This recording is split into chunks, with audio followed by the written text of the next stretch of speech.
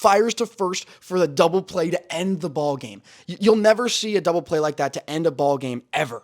Unbelievable. It was the first time in MLB postseason history that an outfielder was involved in a double play to end a ball game. And it was the first ever 8-5-3 double play in postseason history as well.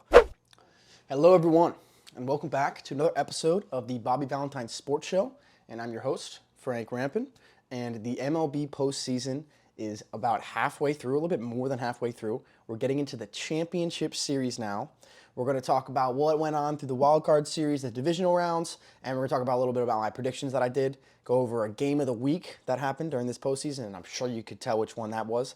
A lot of good games, but one that stood out above the rest.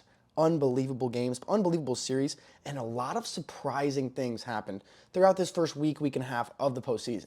So let's get into it right now. We're going to break down our postseason recap so far, our weekly recap of the postseason. So Wild Card and Divisional round, we'll get in that. So last time we talked, I made some predictions for the wild card round, right? And a couple of those predictions were right, a couple of those predictions were wrong, and we're going to get into that right now. So there was 4 wild card series in total. The Toronto Blue Jays took on the Minnesota Twins, the Milwaukee Brewers took on the Arizona Diamondbacks, the Philadelphia Phillies took on the Miami Marlins, and the Texas Rangers took on the Tampa Bay Rays. The first of this series was between the Texas Rangers and the Tampa Bay Rays. And well, the first one that kicked off. They all were kind of simultaneous, but the first one that happened, we'll go in order of how they were presented to the viewers. First one was Rangers-Rays. The first game of this series had 19,000 people at it. 19,000 people at the game. The least attended MLB playoff game since 1919, over 100 years ago. Shoeless Joe Jackson was playing in that game in 1919.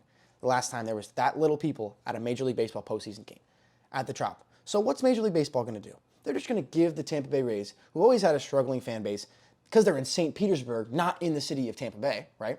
They're just going to, you know what? We're just going to build them a new stadium right next door in the same exact location they are now, because that'll fix everything, right? No, it won't.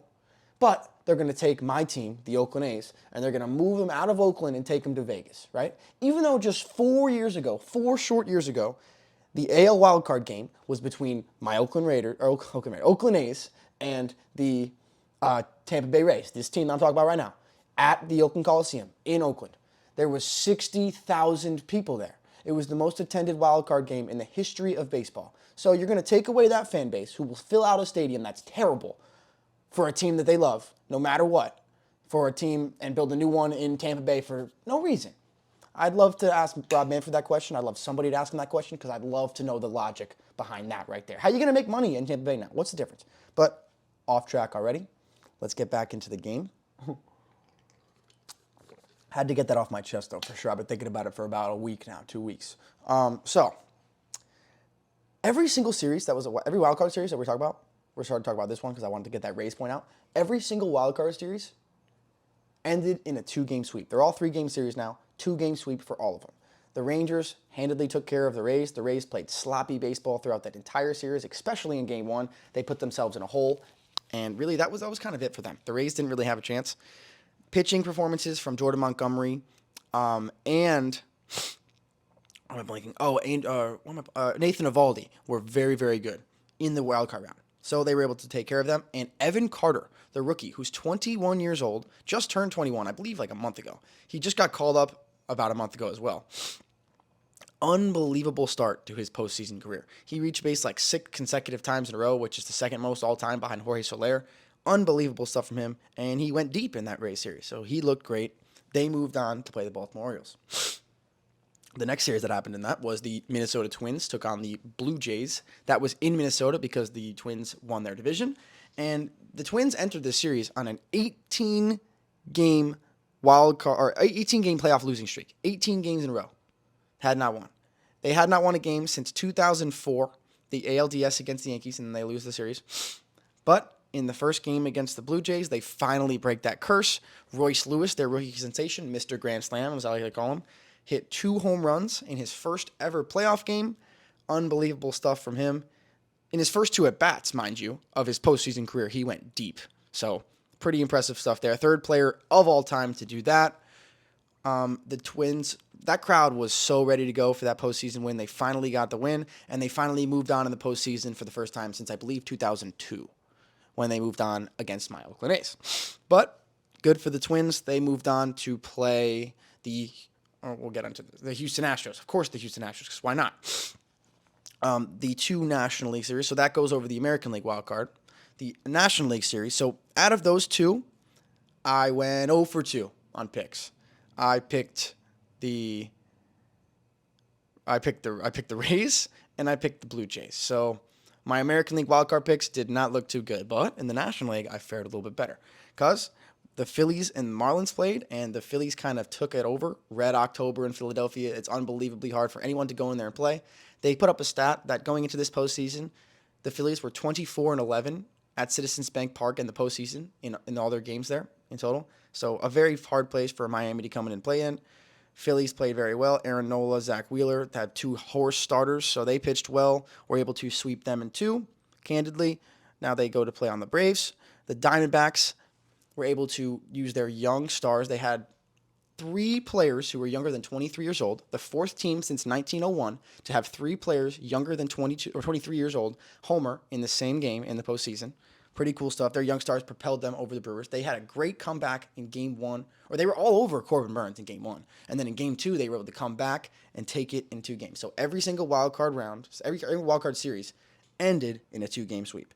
And that set up the matchups between the Rangers and Baltimore, the Phillies and Atlanta, the Diamondbacks and the Dodgers, and the Twins and the Astros. So, Twins-Astros. Twins put up a fight for a little bit, but the Astros ultimately were too much. Yordan Alvarez started this series out like he was possessed. He's unbelievable. He hit 4 home runs and 2 doubles in, I believe, 3 games, right? He had 4 home runs in 3 games of the first 3 games of the series, and he had 6 extra base hits, those 4 homers and 2 doubles, before he had a single. He ended up hitting a single in Game 4, but that was his only non-extra base hit of the entire series. And they showed Yordan Alvarez's first 25, I believe, postseason games compared to David Ortiz, Big Papi's first 25 postseason games. And Big Papi's known for being one of the greatest postseason performers of all time. Yordan Alvarez's numbers are basically identical. Papi's got 5 points on the average. He's got 1 more home run. He's got a couple more RBIs and a little bit on the slugging. But when you look at it, it's identical. It's crazy. And Yordan Alvarez is only 26 years old. Scary, scary, scary. So the Astros were able to win that. They make their 7th straight ALCS. That is the 2nd longest streak ever of any team in the American League or the National League of making consecutive championship series, only behind the 90s Braves, who I believe it was 8, maybe 9. Not positive on that. I think it was 9. But 7 in a row for Houston Astros ALCS appearances. Unbelievable stuff. To finish off the American League, the Rangers went into Baltimore, the American League's best team this year, and took care of business. Since Adley Rutschman has been in the league, which was 2022, last season, June, up until this postseason series that they played against the Rangers, the Orioles had not been swept once. Not a single time since Adley Rutschman has been on the team, the Orioles had not been swept. And in their first postseason series since 2016, they were swept by the Texas Rangers. Not what any Orioles fan wanted to see. A tough, tough, tough end to their season for them, but a lot of stuff to look forward to for them because no one even projected them to win the division, let alone win 100 games and be the best team in the American League. So a lot of good stuff happened this year for the Orioles, but it's pretty crazy that they had, I think it was the 3rd longest streak in the history of baseball without getting swept in a series, and then they get swept in their first postseason series in 7 years. Tough, tough, tough for them. So the American League Championship Series set between the Houston Astros and the Texas Rangers, an all-Texas battle, and an American League West affair. So a lot of bad blood between these two teams. They play each other a lot. They're both Texas teams, so a huge Texas rivalry for this American League Championship Series. And, honestly, if I'm going to make a prediction for this one, as much as I hate to say it, I'm taking the Astros. They played each other 13 times this year. The Astros know them so well, and I just can't.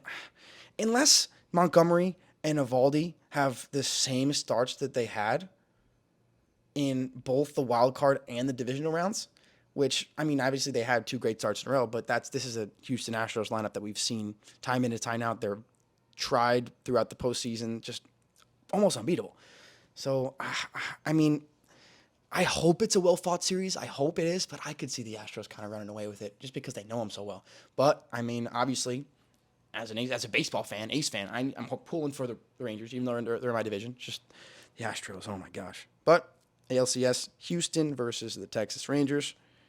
All Texas affair. Over to the National League. The Philadelphia Phillies and the Atlanta Braves NLDS was unbelievable to watch. It was so awesome, honestly. Game 1, the Phillies absolutely shut them down. They had nothing. Ranger Suarez, and it was basically a bullpen game for Philly, shut down this Braves offense, who had 307 home runs to tie the all-time record, had the all-time highest slugging percentage of a team ever. Everyone on their team had like 30 home runs, and they didn't score a single run in Game 1. They lost 3-0. Offense was stagnant. It was very impressive to watch from the Phillies, but Game 2 is where it all went nuts. We're going to get into that because that's obviously our game of the week. That's the game I'm talking about. But craziness. And then we'll talk about the D-backs and the Dodgers for a second here. The D-backs, Dodgers, NLDS. So there was was there any in the American League? There was 2, both of these divisional series in the National League were divisional affairs between the Phillies and the Braves and the Arizona Diamondbacks and the Los Angeles Dodgers. So both these teams know each other very well. Dodgers series. First game of the playoff for the Dodgers. You got your horse, Hall of Famer, Clayton Kershaw on the mound. He's had his struggles in the postseason, but you got to put him out there for Game 1. He proceeds to give up 5 hits in the first 5 batters, and all 5 of those runs come around to score. The last batter, the 5th batter of the inning, homers, 3-run home run.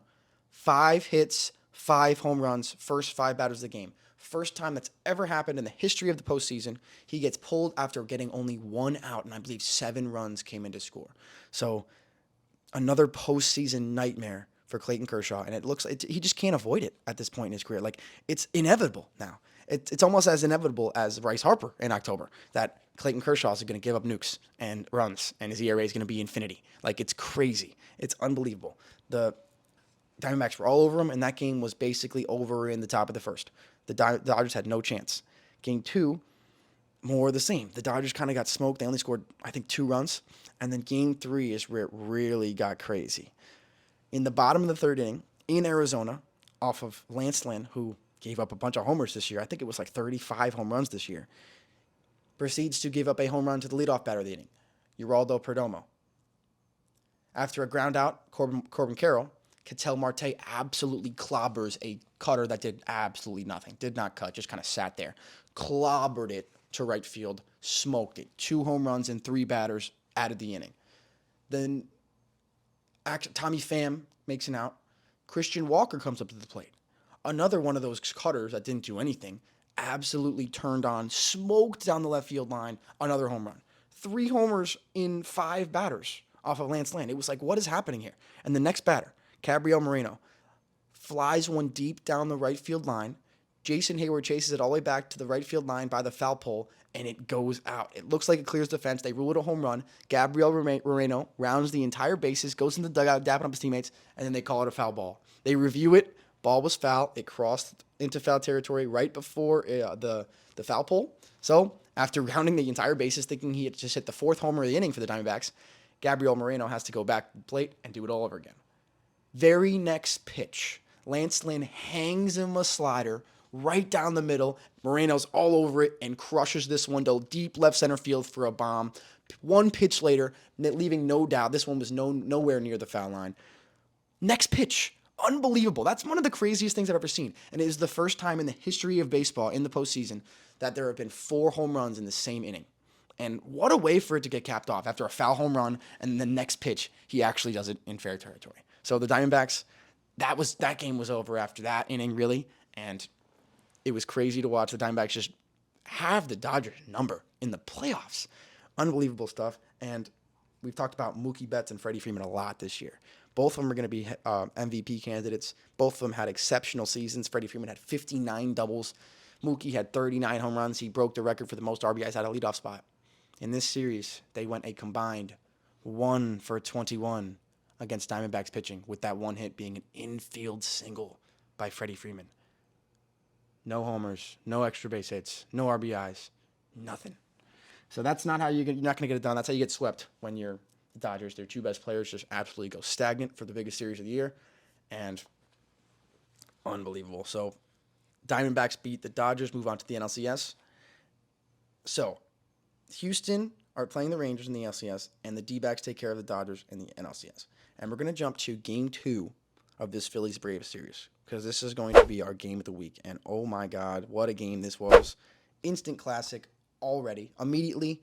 This was on Monday night, on the 10th, and unbelievable. I was sitting there, I was watching the Raiders, because the Raiders played Monday Night Football against Jordan Love and the Packers. I talked about that already this week. Gave him the business, Max Crosby, you know what I'm saying? So I had two TVs on watching both of these, and I'm simultaneously watching. Obviously, I'm a huge Raiders fan, so I'm kind of locked in on the Raiders. But obviously, this is a huge game, so I'm watching this too. As soon as we're watching this, immediately know that this is an instant classic. This is going to be one of those games that's talked about for a long time. It's going to be unbelievable. So, pick it up immediately in the top of the first inning. Trey Turner comes to the plate with one away after Schwarber is struck out. He's going to line one into right center field. Michael Harris is on the run to make the play to cut it off. Trey Turner, the speed that he has, is able to get into second base diving. So, a one-out double here for the Phils, and they have a runner scoring position here. And the very next pitch, Alec Bohm muscles it over the head of Orlando Arcia into center field, and Trey Turner comes around to score. So, just 3 batters into the game of Game 2, the Philadelphia Phillies take a 1-0 lead on an Alec Bohm RBI single. So, Fried for the Braves was able to get out of that. And we're going to jump ahead here to, I believe, the top of the third inning. Yes, the top of the third inning. After Bryce Harper reaches on a base hit, the next batter will be JT Realmuto. And the 2-0 pitch from Fried to Realmuto is hammered out to right center field. Michael Harris is just going to look up and watch that one fly. An absolute bomb to right center field by JT Realmuto. 2-run home run. That's putting the Phils up 3-0 here in the third inning. So, more of the same from Game 1 as Fried gets taken deep. 3-0 lead, and that was the final of Game 1. So, Phillies looking to do the exact same thing that they did in Game 1. Zach Wheeler, by the way, is absolutely mowing down this Atlanta Braves lineup. Absolutely mowing them down. They had no shot. They looked like they couldn't even touch him. We're going to jump ahead here to the top of the 5th inning. And after Castellanos moved up a second on a pass ball, the throw was wild from the catcher Travis d'Arnaud, so he moves to third. Bryson Stott is going to poke this one into fairly mid-center field. Castellanos is going to tag. Michael Harris comes up firing to the plate. The throw is not in time. Castellanos slides in safely. 4-0 Phillies. So, a pretty comfortable lead here, moving to the bottom of the 5th inning. And keep in mind, Zach Wheeler gets through the 5th inning with no hits allowed. No hits allowed through 5 innings. And he gets 2 outs in the 5th. So no hitter through 5 2/3. He ends up facing Acuna, and a long at bat. Acuna works with the 3-2, and he works a walk. So not a base hit, still no hits for the Braves, but a base runner. Next batter, Ozzie Albies. He lines one to right field. That's going to make Acuna go first to third. The throw in from Castellanos is going to short hop Trey Turner, and Acuna is alert on it. Breaks for home immediately, no throw to the plate, easy run scored. So a mistake by the Phillies, and the first run of the game, or the first hit of the game by Atlanta, comes from Ozzie Albies, and it leads to a run. No RBI, though, because that was an error by Trey Turner. He scores on the air, 4-1 ball game. But Wheeler gets to strikeout of Austin Riley, next batter, and we're going to jump ahead to the 7th inning. So Wheeler's still out there. He's been dominating all game. He really has only given up the one hit. And with one away in the bottom of the 7th inning with a runner on first, Travis d'Arnaud comes up and he takes a hanging slider, first pitch hanging slider from Wheeler, and he absolutely rips it to left field for a 2-run homer. That makes it a 1-run ball game, 4-3, brings life back to this Atlanta Braves team who desperately, desperately needed something, as their first run really came from a Phillies gift. This really brought life back to this Atlanta Braves team. That was it for Wheeler. He had a great start, no hitter through 5 2/3, as I said, but not enough. He gets pulled. So we're going to jump ahead to the bottom of the 8th inning here. 2 away, runner on second, Austin Riley at the plate. He works an unbelievable at bat here. Unbelievable at bat.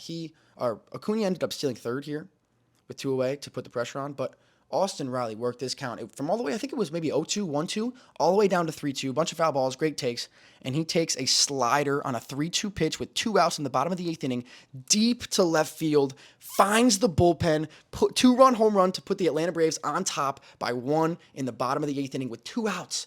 Braves basically down to their last gaffes, 2-run home run to put them up by 1 in the bottom of the 8th. Truist Park went absolutely nuts when this happened.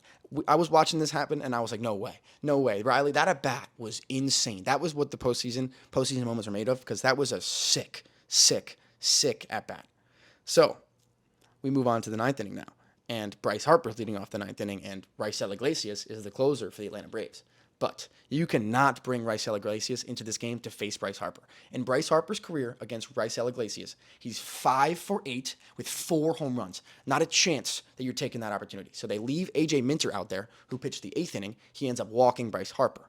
And after J.T. Realmuto pops out, there's 1 away in the top of the 9th inning, 2 outs away for the Braves. Raisel Iglesias in the ballgame now. So Castellanos is going to smoke a 2-2 pitch deep to right center field. Michael Harris is on the run and makes an unbelievable leaping catch. He fires the ball back into the infield. Bryce Harper was all the way around second. The ball trickles to Riley, who's in the middle of nowhere, who fires to first for the double play to end the ball game. You'll never see a double play like that to end a ball game ever. Unbelievable. It was the first time in MLB postseason history that an outfielder was involved in a double play to end a ball game. And it was the first ever 8-5-3 double play in postseason history as well. Unbelievable stuff there. The crowd went absolutely nuts. Castellanos, first of all, how did Castellanos hit this ball so well? It was a dotted up fastball at 96 at a 2-2 pitch, and he just pokes the bat out there, smokes it to right center field. Absolutely hammered it. What a play by Michael Harris to get back to the track and make a play. Bryce Harper's all the way around second base, so he's got to get back to first. The ball misses Ozzie Albies, the cutoff man. Riley's right there to pick it up and fires it to first, gets the double play. What a way to end game 2.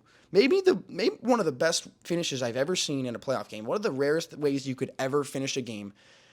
Braves even up the series before going back to Citizens Bank Park in Philly, and oh my goodness, the crowd was unbelievable. I'm pretty sure they registered an earthquake in the city of Atlanta. It was unreal. The ball got hit by Castellanos, and you could hear a pin drop. It was like, oh. And as soon as Michael Harris had a chance, they're like, get there, Mike. And he leaps up to make the catch, and it already exploded then. And then they noticed that Harper was all the way around second. The ball comes in, and after Riley pegged it to first, it was absolute mayhem at Truist Park. Unbelievable game. Instant classic, unbelievable finish. Just, so awesome. And that just set the scene for Citizens Bank Park, because right after that game, in the clubhouse, Orlando Arcia is yelling around like, ha, ha, ha, attaboy Harper, ha, ha, attaboy Harper. And obviously there's reporters everywhere, so they hear that. They're going to tell Bryce that. That's their job. They stir beef. They create problems. That's the media. So the media goes straight to Bryce Harper. They tell him about it. And obviously he takes that to heart. He screwed up. He knows he screwed up, but he's Bryce Harper. So what does he do? He comes up to the stadium the next day. Him and Nick Castellanos wearing Coach Prime stuff, because they have receipts like Coach Prime does, right? And both of them hit 2 home runs in Game 3, the first game in Philadelphia. The Phillies hit 6 home runs overall. Bryce Harper smoked 2 home runs, and after both of them stared down Orlando Arcia as he was rounding second base, stared right at him. The first time Orlando Arcia wouldn't even look at him. He was like, oh my God, what did I do? I poked the bear. I woke him up. He wouldn't even look at him. Bryce Harper was staring him down, and he was just... The second time, Harper went deep to dead center, and he did it again. This time he looked back at him, but this time the game was basically out of hand at this point. Like, he was just torching him. It was like 6-1, and then Castellanos hit his second homer of the game. Brandon Marsh homered. The Phillies tied the MLB postseason record for most home runs in a game. So then the next day, Game 4, Phillies have a chance to clinch out the series. Last game at Citizens Bank Park before it would have to go, if it would have to go back to Truist Park for Game 5. The next day, Austin Riley comes in, homers, put the Braves up 1-0.